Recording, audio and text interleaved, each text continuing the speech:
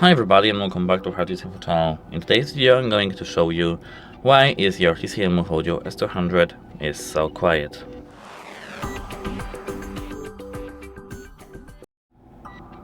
So the answer may be that your headphones aren't charged to 100%, so try charging them and then try to turn the volume up.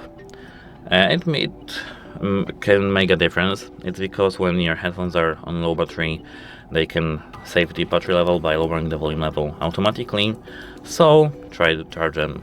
Apart from that, check if the volume level in your phone is turned to 100%.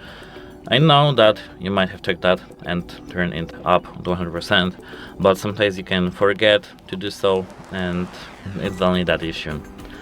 And apart from that, try to clean your headphones here, especially in these areas. To know how to clean your headphones, check our channel because I recorded the video for it. And if it didn't help you have to contact the device support, it's because your device may be broken. That's it, hope it helps you and have a nice day.